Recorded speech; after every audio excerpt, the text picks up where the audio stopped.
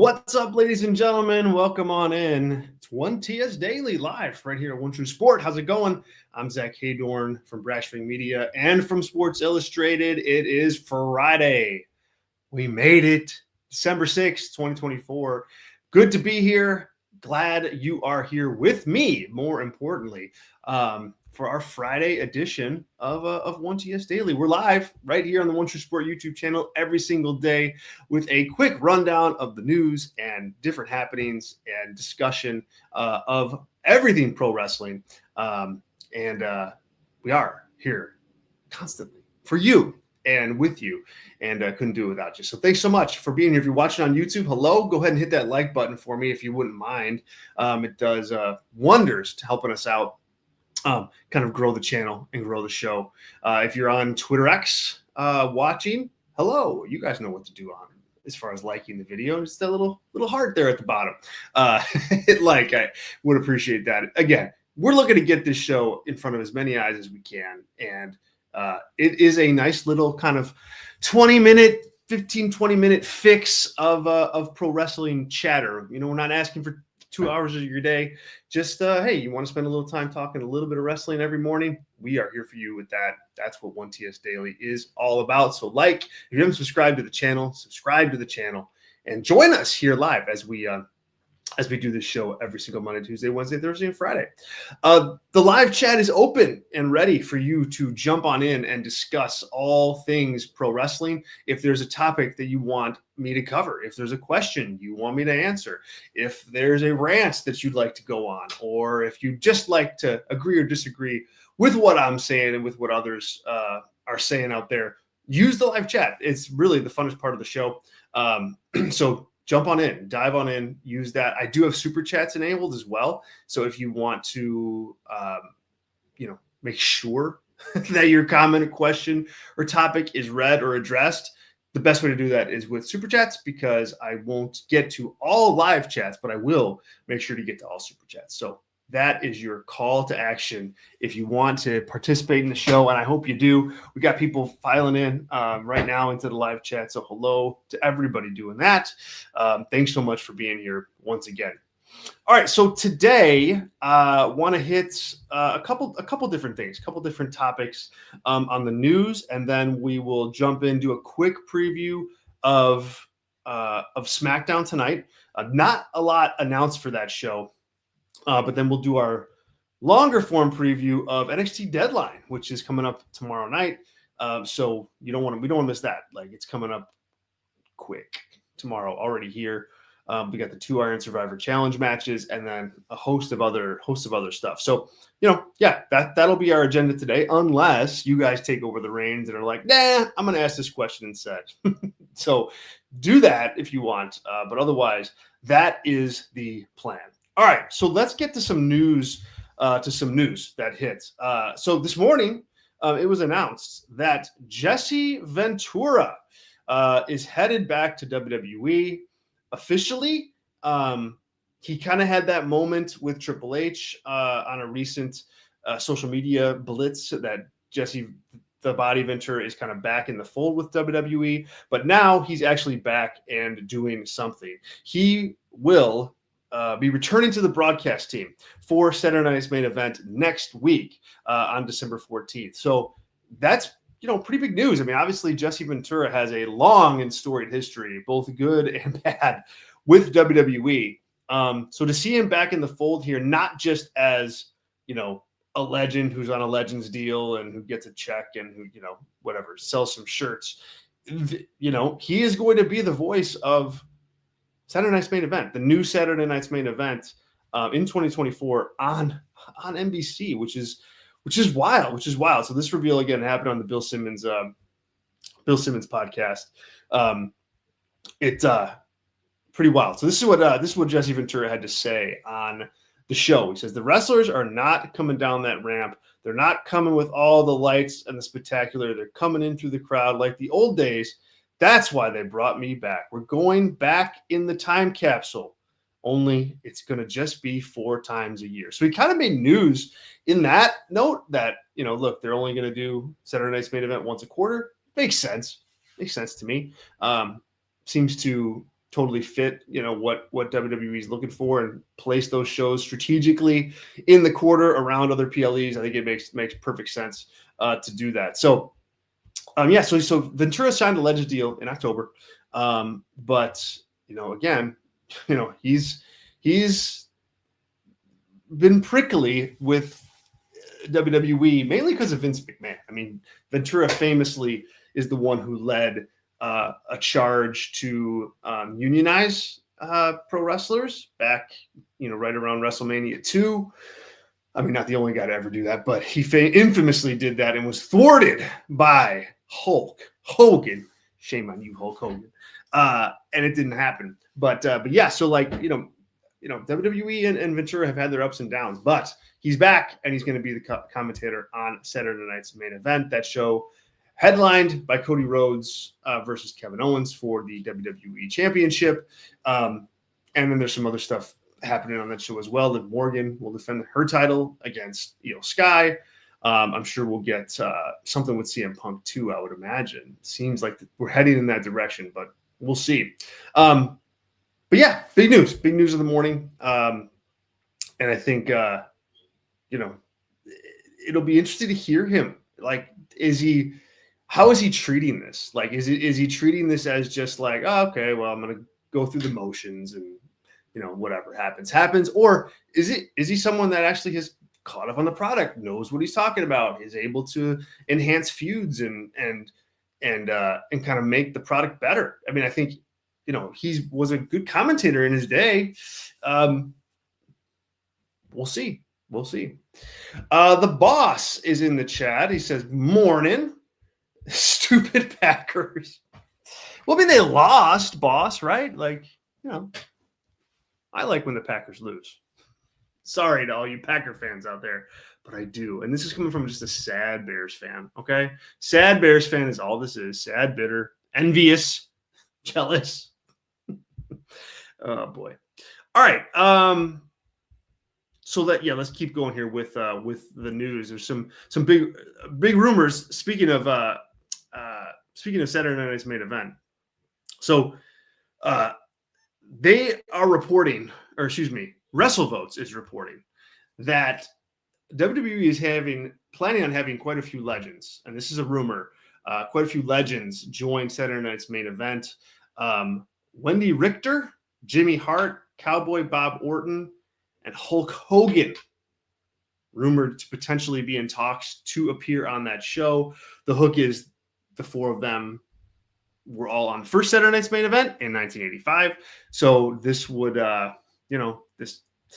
this would make sense. I don't know if people want to see Hulk Hogan on their TVs anymore in 2024. He's had a very, very rough run of it lately, to say the least.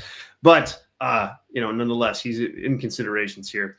Also, Sean Ross Sapp of Fightful Select told by sources within WWE that Jade Cargill has in fact suffered an undisclosed injury, and he is now reporting that she is on the internal injury report of WWE. There was some mixed reporting out there in the last 10 days or so that initially indicated that it was an actual injury, which is why she was written off television with the spot in the car and the backstage attack.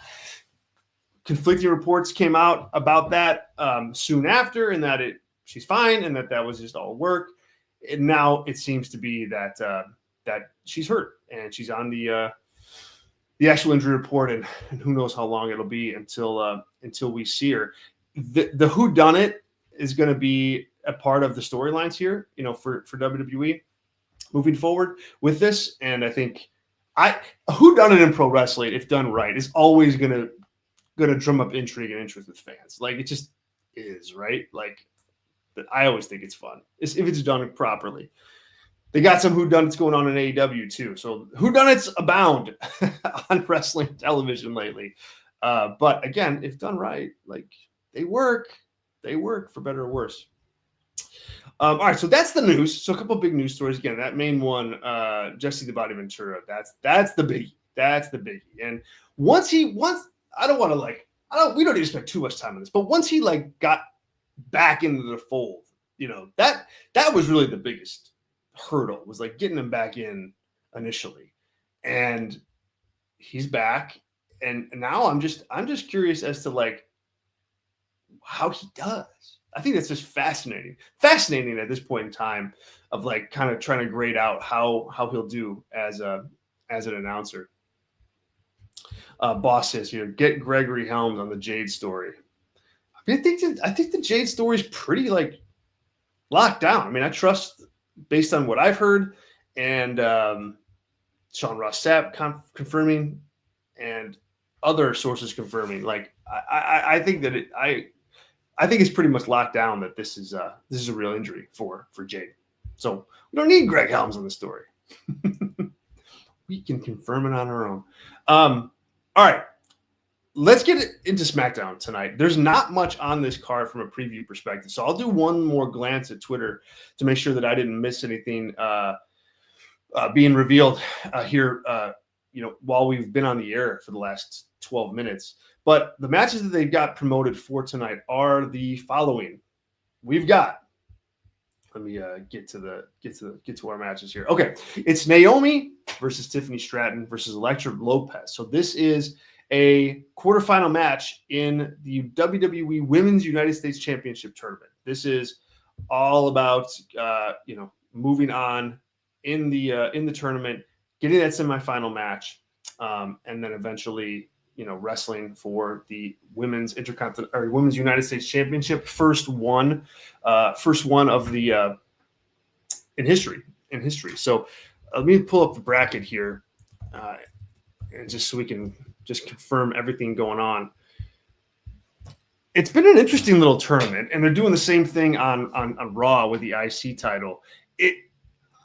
What I like about the IC title tournament more so about than I do the United States title is that it seems to me that the IC title on Raw is really it's really kind of a mid-card title. I mean, you've got talent like Dakota Kai who are lined up to win that. You have talent like Lyra Valkyria that are lined up to win that, right?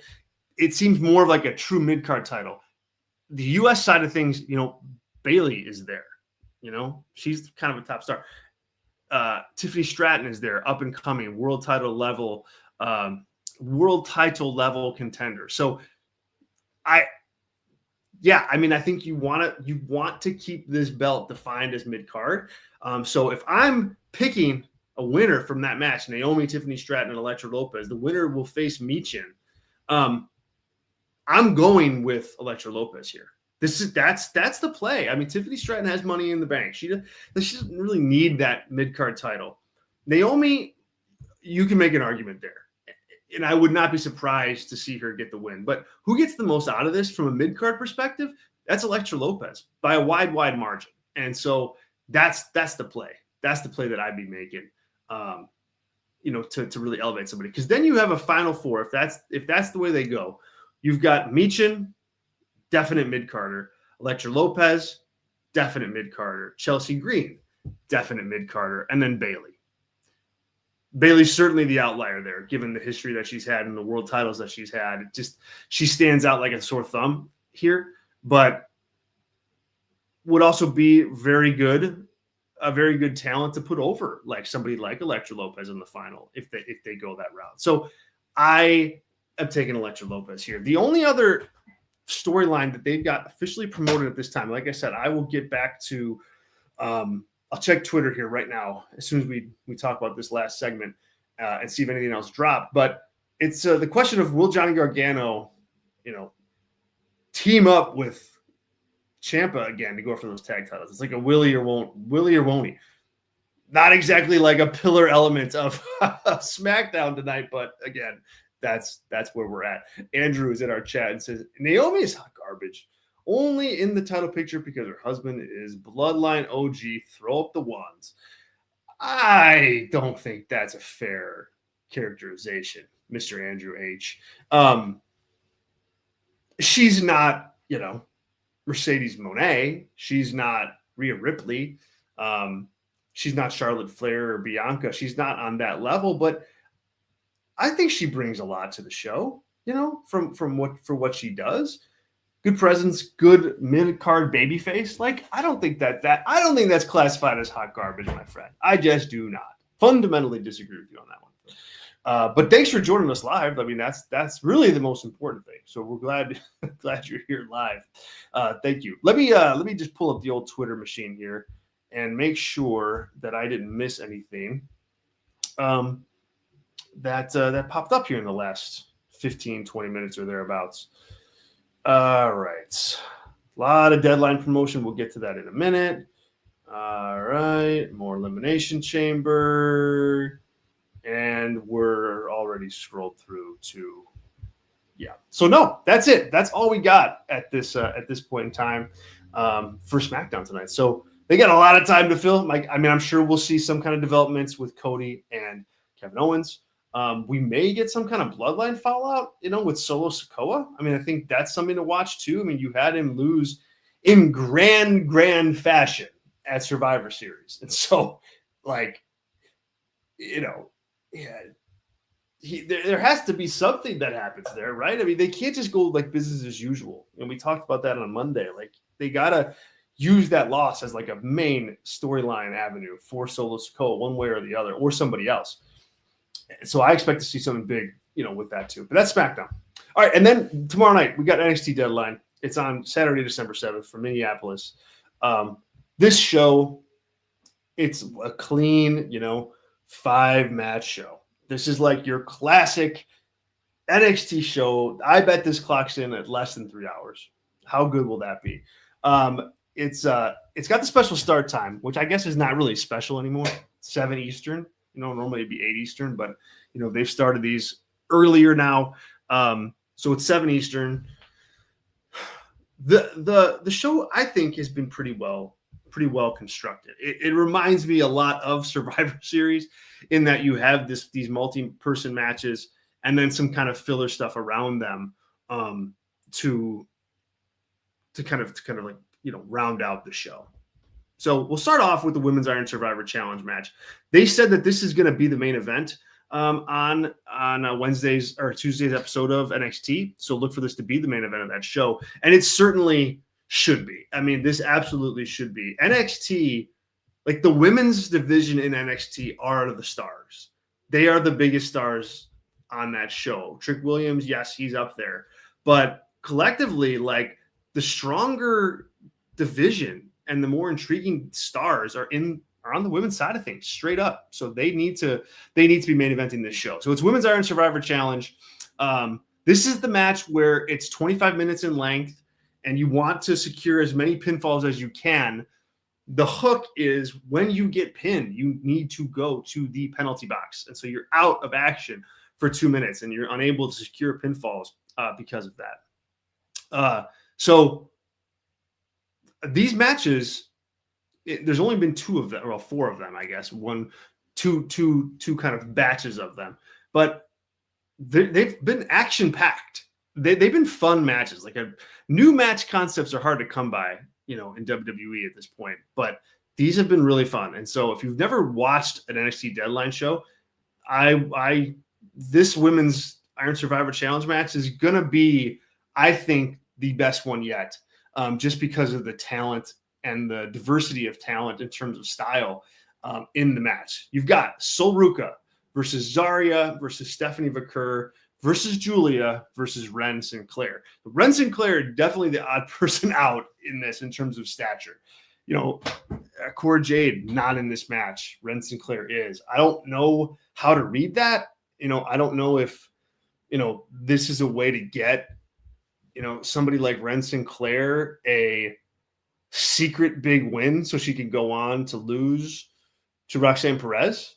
It could just be that. I hope that they don't give her the victory here because there are so many bigger stars in this match that need wins. All of them. Everybody else, I think you could make an argument for that's a much stronger than going with Ren Sinclair. That's why she sticks out. The winner of this match gets an NXT Women's Championship match at New Year's Evil at the turn of the year. So this is going to be action-packed. I mean, Julia, Vakur, Zarya, top-level talents. Like, good in the ring, good characters, stars of the show. You got Sol Ruca in there who's, learning the ropes, but coming along very nicely as far as, just her development as a character, but in the ring too. I expecting some kind of crazy soul snatcher finisher, either off one of the cages or, off the penalty box or something to that end. But like, rest assured that Sol Ruca is going to have her moment in this match. But I think you're looking at Stephanie Vaquer as your winner here. I think Julia seems to be the one that you're, kind of angling for, like a big world title program in NXT. Maybe you want that to happen at Stand and Deliver over WrestleMania weekend in Vegas or something to that effect. So it seems like she's on like the longer path, and I don't know that it matters really who you pit them against, like pit her against. It could be Roxanne Perez, that makes sense. It could be Stephanie Vaquer, that makes sense. And so Vaquer winning here just keeps everything open-ended. It keeps the title picture fresh because you don't know, all right, Vaquer, is she going to beat Roxanne Perez? Yeah, maybe she could. There's reason to think that she can. And then, Julia looms in the background. So Vaquer is like the most polished star, I think, out of all of these women. Julia included, and that's saying something because Julia is very polished. But there is an aura about her that she has found in the NXT environment. And I don't think you want to lose that with a loss here. You want to feed that. And so I think she gets the W. All right, we got the NXT Championship on the line. Nathan Frazier and Axiom versus Miles Bourne and Tavion Heights. This match just came together with Bourne and Heights winning a Battle Royal on Tuesday to get the title shot. Yes, there's dissension with Nathan Frazier and Axiom, but I don't see this as the time to have things boil over for Frazier and Axiom, like especially not with Bourne and Tavion Heights. Like it's just not, just no, just no. So it's got to be. It has to be Nathan Frazier and Axiom here, and then you move on from there. Lola Vice is going to wrestle Jada Parker in an NXT Underground match. That's no ropes. This has been brewing for a long time. I like that they got to this match. I really do. This feud has had its ups and downs and hits and misses. No question about it. But they have taken their time and put together like a nice story here, and an underground match between those two makes absolutely perfect sense. Jada Parker cut a heck of a promo on NXT this week. If you've missed it, go back and check it out because it's her best talking to date, and it's her like best character work on display to date. So give that a go if you missed it. Yeah, this one's tough to call just because both women are have been a focus at one point or another, with Vice as like a past focus who has not gotten a lot of love on the booking side of things in the last 5 months. And then on the flip side, Jada Parker has had that. You have that colliding. Eddie's in the chat here and saying, I'm picking Lola. Man, that my heart wants to go with Lola because I think, they haven't done her well in the last few months. But I think they're in the Jada Parker business. So I'm going to take Jada Parker. And I think she beats Lola at her own game here. And, and goes on to potentially be a challenger for the NXT North American Women's Championship or, world title challenger. I think this is a match that can elevate her, especially if she beats Lola. Because like you say, Eddie, it's Lola's type of match. But that to me is why babyface Parker wins. She like the idea is that she beats Lola at her own game. So that's who I'll take in that one. Thanks, Eddie. Appreciate you joining live. Thanks for the live comments. Trick Williams will defend the NXT Championship against Ridge Holland. They did enough to make this interesting, but there's no way Ridge Holland wins the title here. Like this is a match and a challenger that Trick Williams can just dust and beat, and that's what you want. Sometimes you have to have those kind of singles title matches, and nothing wrong with that here. You've got other matches on the show that can carry it, and then you go on. But yeah, Trick Williams to win here. And then you have the Men's Iron Survivor Challenge match. Wesley, Javon Evans, Nathan Frazier, Ethan Page, and Eddie Thorpe. If Eddie Thorpe can go, First of all, real quick on Eddie Thorpe, I think Eddie Thorpe is like an underutilized talent. I said this yesterday. They got to do more with him because of like the injury angle over the last week on Tuesday night with him. I don't know that he's going to win this match, but it does tell you, that angle tells you that they've got something ready for Thorpe, and so that's worth noting. I'm taking Wes Lee here. Wes Lee versus Trick Williams, I think, is a big time feud. It's a feud they want to get to before they get to with the biggest feud, which is Trick Williams against Obafemi. Like that match, that's the big match that I think WWE has brewing. But you want to do Wes Lee against Trick Williams before that. And I think this is a good way to get Wes Lee a title shot and get him in a match with Trick. So yeah, easy booking here if WWE wants it. You know, the other options just don't make a lot of sense. Like Ethan Page versus Trick, we've been there. Nathan Frazier versus Trick, two baby faces. Same thing with Javon Evans. Just doesn't really make sense. I do expect to see a big Javon Evans spot off of said penalty box, but it'll be Lee's night. I'm pretty sure about that. Yeah, Eddie in here in the chat says Oba versus Trick Mania weekend. Yeah, that's the match. That's the match. I think they know it. I think that's what they're angling towards, and it's just a matter of how they get there and what kind of business you want to do before you get there. And Wes Lee versus Trick Williams, that's a big feud, that I think for NXT anyway. So do it, get there. All right, that's NXT Deadline. We will be covering this on Monday night or Monday afternoon or Monday morning, whatever. When does this show air?